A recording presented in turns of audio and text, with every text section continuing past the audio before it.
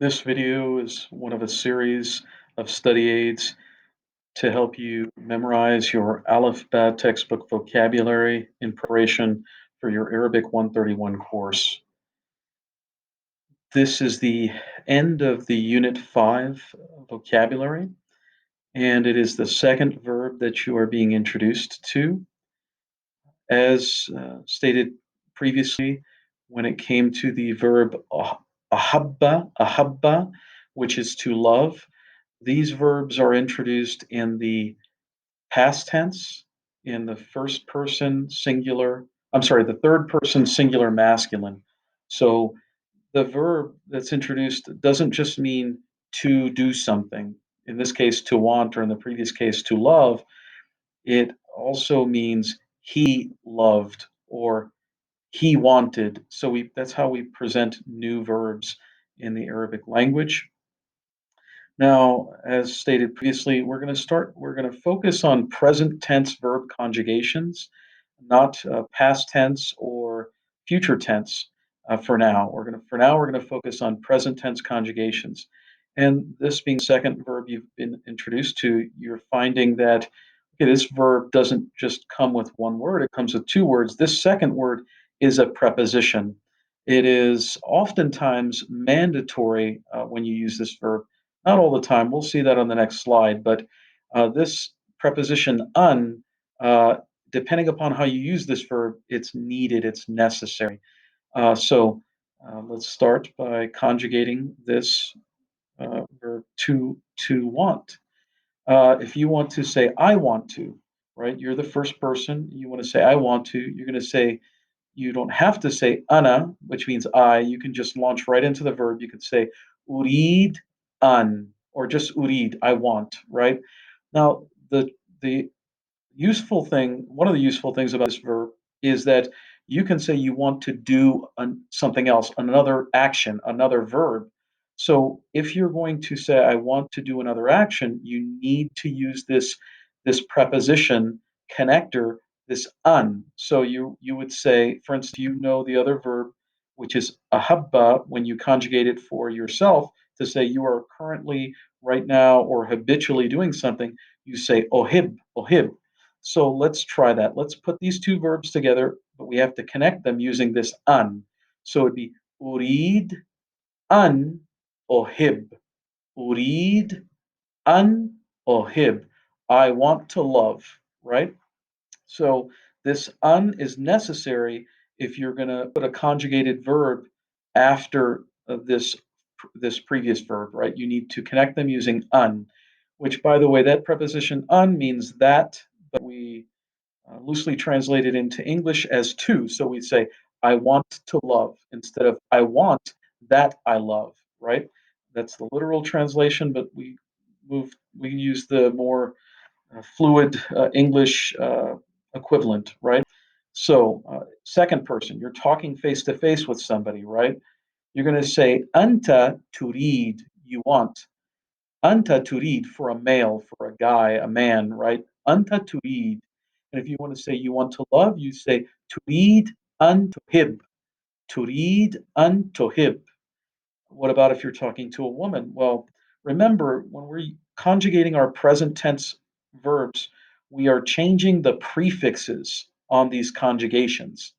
But once you get to you feminine, you actually are using a suffix in addition to changing the prefix. So this is not just anti turid, it's anti turidin, anti turidin.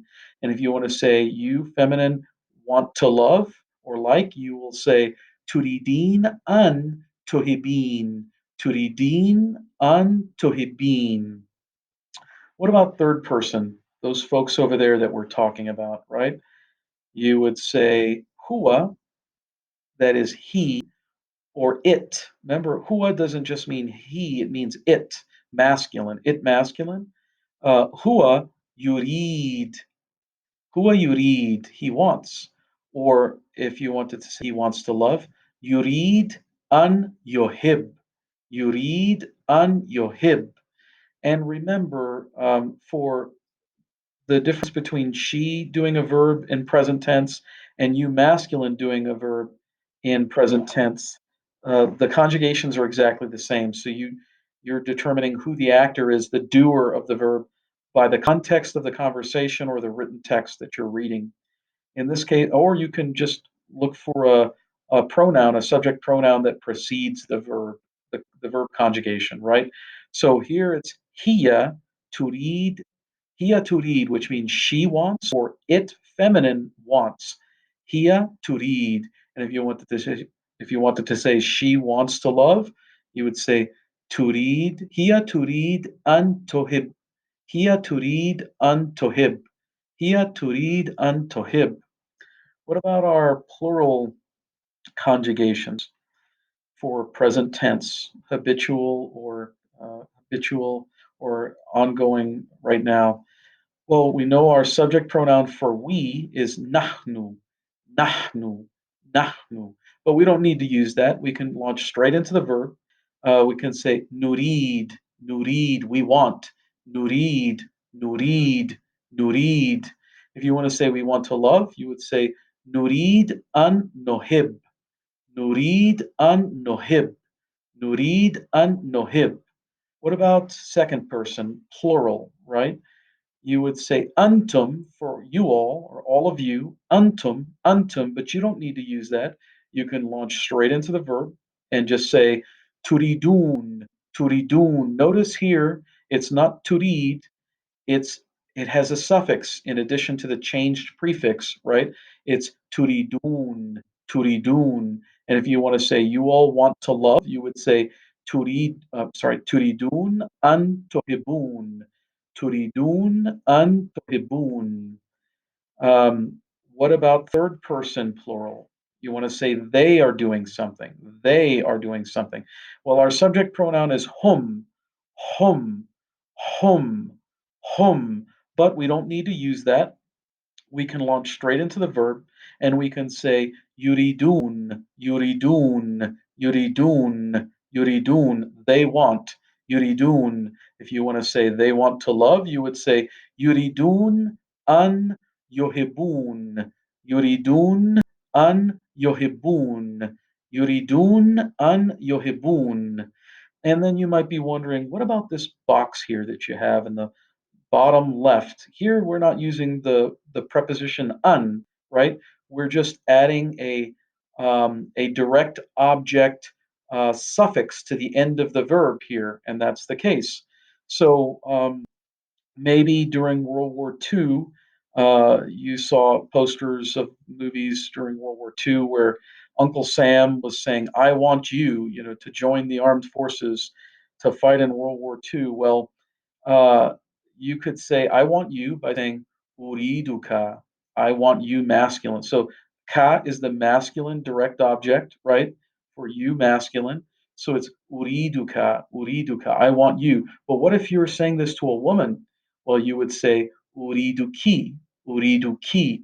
This is I want you, but you're talking to a woman. That ki is the you feminine direct object, the direct object for you feminine.